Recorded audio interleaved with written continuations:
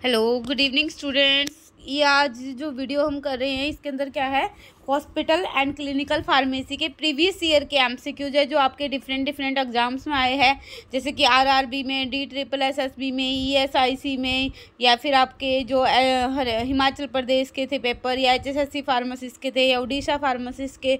अभी तक जो भी फार्मासिस्ट के एग्जाम हुए हैं प्रीवियस ईयर डिफरेंट स्टेट के और सेंटर के, ठीक है, तो उसमें प्रीवियस ईयर में जो भी एमसीक्यूज आए हैं ये काफ़ी इंपॉर्टेंट है, तो हम इनके बारे में डिस्कस करते हैं। तो सबसे पहले क्वेश्चन देखिए, हमारे पास यहाँ पे क्या है कि जो हॉस्पिटल होता है जो उसको मतलब लार्ज कब बोलेंगे अगर उसमें कितने बेड है। देखिए यहाँ पे है 500 से 1000 अगर बेड है तो हम उसको क्या बोलेंगे, लार्ज हॉस्पिटल बोलेंगे, ठीक है। यहाँ अगर देखिए हमारे पास हॉस्पिटल 4 टाइप के होते हैं, very small hospital, very small, ठीक है, स्मॉल, और आपके पास आता है मीडियम, फिर आते हैं आपके पास लार्ज हॉस्पिटल, ठीक है। 4 टाइप के आपके आते हैं। जो वेरी स्मॉल हॉस्पिटल होते हैं वो क्या होते हैं, जिनमें बेड आपका 100 से कम के होते हैं, ठीक है। स्मॉल में क्या होता है, 100 से 500 तक बेड होते हैं, ठीक है। 100 से कम वाला वेरी स्मॉल होता है, 100 से 500 वाला स्मॉल होता है। मीडियम में क्या होता है, 500 से 1000 वाला होता है आपका, ठीक है, 500 से 1000 वाला। और लार्ज में क्या होगा, 1000 से ज़्यादा वाला। तो हमारे पास यहाँ पे वैसे ऑप्शन नहीं है, इसलिए हम क्या करें, यहाँ पे सिलेक्ट करें 500 से 1000 वाला, ठीक है। उसके बाद देखिए, क्योंकि यहाँ पे हमारे पास ना ग्रेटर का ऑप्शन नहीं आ रहा। उसके बाद देखिए, how many pharmacist are required for 100 bed hospital. 100 bed hospitals के लिए कितने फार्मासिस्ट की रिक्वायरमेंट होती है, तो 5 फार्मासिस्ट की रिक्वायरमेंट होती है। क्योंकि देखिए जो अगर 50 बेड का हॉस्पिटल है उसके लिए 3 फार्मासिस्ट रिक्वायर्ड होते हैं, ठीक है। 100 बेड हॉस्पिटल में 5 फार्मासिस्ट चाहिए होते हैं। अगर 200 बेड का हॉस्पिटल है तो 8 फार्मासिस्ट चाहिए होते हैं। अगर 300 बेड का हॉस्पिटल है तो 10 फार्मासिस्ट चाहिए। अगर 500 का है तो आपके 15 फार्मासिस्ट चाहिए, ठीक है। तो यहाँ पे हमसे पूछा गया था 100, तो 100 के लिए 5 फार्मासिस्ट होगा। Hospital pharmacy requires a minimum of, कितना फ्लोर स्पेस चाहिए होता है उसको, ड्रग एंड कॉस्मेटिक एक्ट 1940 के अकॉर्डिंग, ठीक है। तो मिनिमम ऑफ 250 स्क्वायर फीट का जो है वो उसको चाहिएगा, कौन से शेड्यूल एम के अकॉर्डिंग, ठीक है। ड्रग एंड कॉस्मेटिक एक्ट का जो शेड्यूल एम है जिसमें हमने GMP देखी थी, जो GMP थी, GMP गुड मैन्युफैक्चरिंग प्रैक्टिस, उसके अकॉर्डिंग हमें एक मिनिमम 250 स्क्वायर फीट का एरिया चाहिए होता है एक हॉस्पिटल फार्मेसी को रन करने के लिए, ठीक है। अगर 100 बेड का हमारा हॉस्पिटल है तो 10 स्क्वायर चाहिए होता है, उसको इंक्रीज़ करना पड़ता है, मतलब 10 स्क्वायर फीट पे। अगर 200 बेड का तो 6 स्क्वायर हमें इंक्रीज करना पड़ता है, और 5 स्क्वायर अगर 200 से ज़्यादा का है तो। उसके बाद देखिए, choose the hospital classified based on the cost के बेस पे जो हॉस्पिटल है उसको भी हम क्लासिफाइड करते हैं। तो देखिए यहाँ पे कॉस्ट के बेस पे कौन सा होगा, बजट हॉस्पिटल। ऑब्वियस है, स्मॉल मीडियम लार्ज तो साइज के बेस पे है, तो बजट हॉस्पिटल कौन सा होगा, कॉस्ट के बेस पे होगा आपका। Which among the following is not a role of community pharmacist. Community pharmacist का क्या रोल नहीं है, न्यूट्रिशन काउंसलिंग कम्युनिटी फार्मासिस्ट का काम नहीं है। बाकी इंडिविजुअल ड्रग थेरेपी है, रैशनल यूज है ड्रग का, ड्रग प्रोमोशन है फिजिशियन को, ये सारे काम फार्मासिस्ट के हैं। Community pharmacies that are individually owned by local pharmacy are termed as. Community pharmacy है जो कि लोकल फार्मेसी ने ओन की है, उसको हम क्या बोलते हैं यहाँ पे, तो उसको हम क्या बोलेंगे, कम्युनिटी फार्मेसी को, जो कि क्या है, लोकल फार्मेसी ने क्या की है यहाँ पे, सॉरी क्या क्वेश्चन था यहाँ पे, कम्युनिटी फार्मेसी फार्मासिस्ट, हाँ, community pharmacy that are individually owned by local pharmacies are termed as. इनमें से क्या ऑप्शन है इसका, तो फूड स्टोर, क्या है, फूड स्टोर फार्मेसीज, और उसके बाद क्या है ये आपका इंडिपेंडेंट फार्मेसी जाएगा, चेन फार्मेसी, मास मर्चेंडाइजर फार्मेसी। तो कम्युनिटी फार्मेसी ऑब्वियस बात है जो किसी लोकल फार्मेसी ने ओन कर ली है तो हम उसको इंडिपेंडेंट फार्मेसी बोलेंगे, ठीक है। उसके बाद देखिए, which one of the following is not a silent feature of a hospital pharmacy. Hospital pharmacy का साइलेंट फीचर क्या नहीं है, न्यू ड्रग को डिजाइन करना हॉस्पिटल फार्मेसी का काम नहीं है। बाकी फार्मास्यूटिकल ड्रग की सप्लाई करना, नारकोटिक ड्रग की डिस्पेंसिंग करना, ये सारा इसका काम है। मिनिमम स्पेस रिक्वायरमेंट, आयुर्वेदिक सीना एंड यूनानी ड्रग्स की जो मैन्युफैक्चरिंग उनके लिए मिनिमम स्पेस कितना होती है, 1200 स्क्वायर फीट। उसके बाद देखिए, एम्बुलेटरी पेशेंट्स, ये काफ़ी इंपॉर्टेंट है, ESIC में आया हुआ है।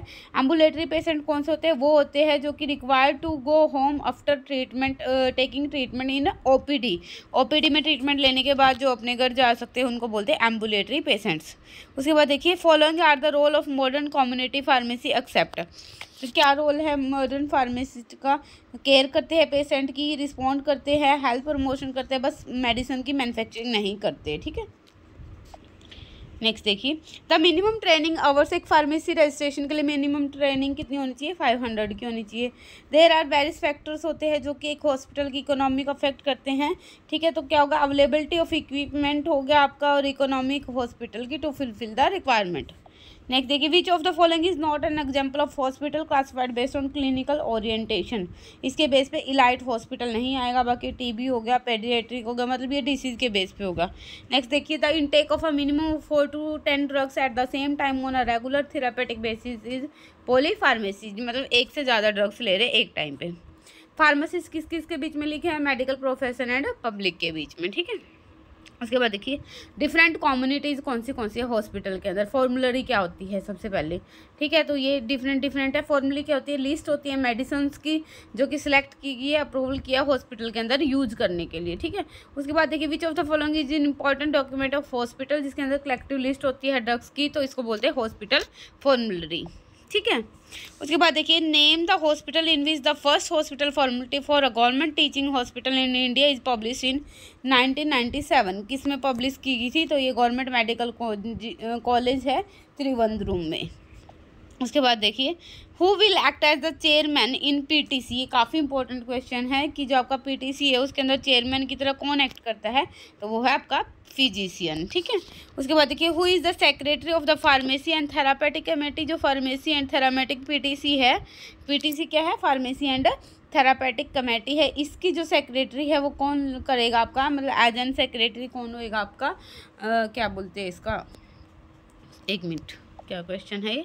Who is the secretary of pharmacy. तो इसका सेक्रेटरी कौन होगा? आपका चीफ फार्मासिस्ट इसका क्या होगा? सेक्रेटरी होगा। ठीक है, चीफ फार्मासिस्ट। उसके बाद नेक्स्ट देखते हैं which of the following criteria should be taken into consideration for entry और deletion of drugs in hospital formulary. ठीक है, इनमें क्या है कि क्या मैन्युफैक्चरिंग ड्रग का should have the licence. Obvious सी बात है, मैन्युफैक्चरिंग के लिए लाइसेंस होना चाहिए, ड्रग रिकॉग्नाइज होनी चाहिए फार्माकोपिया से, और ड्रग आपकी सीक्रेट कंपोजिशन नहीं होनी चाहिए। तो ये सारे आगे गाइडलाइंस है इंक्लूजन और non inclusion of drug in the hospital formulary are framed by. कौन गाइडलाइंस बनाते हैं? तो PTC, pharmacy and therapeutic committee. उसके बाद देखिए pharmacy and therapeutic committee has role except in, इसकी एडीआर मॉनिटरिंग में भी रोल होता है, ड्रग लिस्टिंग में भी है, मेडिकल रिकॉर्ड सर्विस में नहीं होता। उसके बाद देखिए इनमें से कौन सा इंडेक्स है जिसमें लिस्ट है ऑल फॉर्मुलरी आइटम्स की with in each therapeutic category? तो ये है generic name brand index. Hospital जो सेटअप करता है पीटीसी फार्मेसी थेरापेटिक कमेटी, तो ये किस लिए करता है? आपका जो मतलब कमेटी बनाता है हॉस्पिटल, तो ये किस लिए करता है? फार्मेसी थेरापेटिक कमेटी बनाता है। मिनिमम मेंबर है जो पीटीसी के अंदर वो कितने होने चाहिए? 6 मेंबर होने चाहिए पीटीसी के अंदर मिनिमम। उसके बाद there should be minimum of कितने फार्मासिस्ट होने चाहिए एक प्राइमरी हेल्थ केयर सेंटर के अंदर? तो 1 मेंबर होना चाहिए, मतलब 1 फार्मासिस्ट होना चाहिए आपका पीटीसी कमेटी के अंदर। ठीक है, और जो ये है 6 मेंबर आपके इसके अंदर आते हैं, इसमें क्या होते हैं? 3 तो फिजिशियन होते हैं और 1 आपका फार्मासिस्ट होता है, 1 नर्स होती है, 1 एडमिनिस्ट्रेटर होते हैं, मतलब एडमिनिस्ट्रेटर होता है। उसके बाद नेक्स्ट क्वेश्चन देखिए the minimum number of physician required in pharmacy. अभी बताया है फार्मेसी में कितने फिजिशियन होने चाहिए? 3 होने चाहिए। फार्मेसी एंड पीटीसी कमेटी किस किस से बने होते हैं? 3 फिजिशियन होती है, 1 फार्मासिस्ट होता है आपका और 1 नर्स रिप्रेजेंटेटिव होती है। कमेटी जो हॉस्पिटल सेटिंग के अंदर होती है वो किस लिए रिस्पॉन्सिबल है? वो कौन सी है? पीटीसी। उसके बाद आती है supply chain and inventory control. FIFO stands for, ये केरला फार्मासिस्ट में आया हुआ है। FIFO किस लिए स्टैंड करता है? तो ये है first in figure out, first in figure out.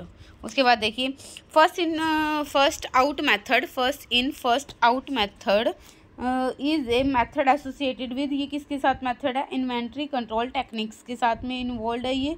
ठीक है, इसका क्या है? फर्स्ट इन फर्स्ट आउट है भाई, फर्स्ट इन फर्स्ट आउट। ठीक है, उसके बाद which category of ABC analyst consist of approximately 70% of expenditure of drugs? तो इसका क्या है?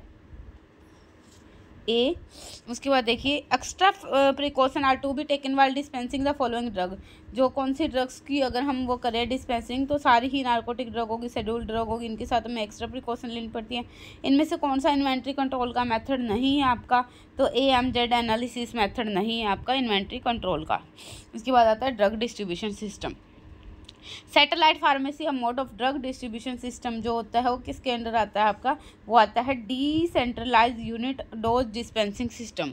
The word ambulatory care, ambulatory care का मतलब जो होता है यहाँ पे किसके लिए है, वो इमरजेंसी केयर के लिए भी है, आउट पेशेंट केयर के लिए भी, दोनों के लिए है। Example for in patient drug distribution system, ठीक है, इन पेशेंट जो ड्रग डिस्ट्रीब्यूशन सिस्टम उसका एग्जाम्पल क्या है, CUDD। OPD रेफर्स किसके लिए करता है, आउट पेशेंट डिपार्टमेंट के लिए। इनमें से कौन सा मेथड है जो कि ड्रग डिस्ट्रीब्यूशन से आपका रिलेटेड है, तो सारे ही है। ड्रग बास्केट मेथड है, इंडिविजुअल प्रिस्क्रिप्शन ऑर्डर है, unit dose drug distribution method है। उसके बाद SNCU क्या है, स्पेशल न्यूबॉर्न की केयर यूनिट है। फुल फॉर्म क्या है, BEMOC की, तो ये क्या है, बेसिक एमरजेंसी ऑब्स्टेट्रिक केयर, ठीक है। उसके बाद देखिए which one of the following is not included in patient service, तो इश्यू सिस्टम जो होता है वो आपका इसके अंदर इंक्लूडेड नहीं होता। इनमें से देखिए ड्रग डिस्ट्रीब्यूशन सिस्टम जो medical order handled administer charge in multiple single dose, तो इसमें ये किसमें आएगा, unit dose dispensing system.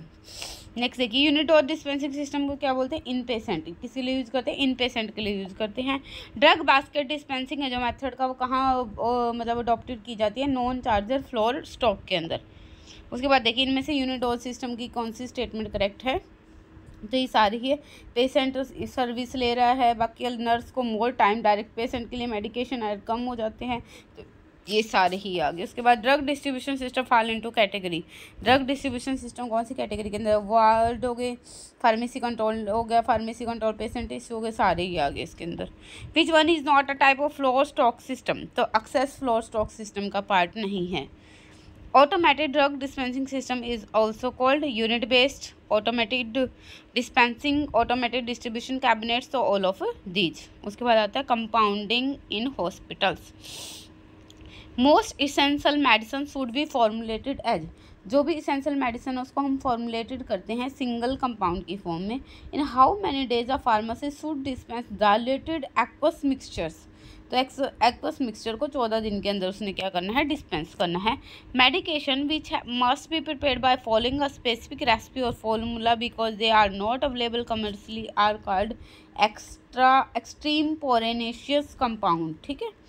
Next देखिए a record of medications compounded in pharmacy is called bulk compounding, लोग बोलते हैं इसको, ठीक है। उसके बाद देखिए a form that track the medication administer to a patient is called medication administration record.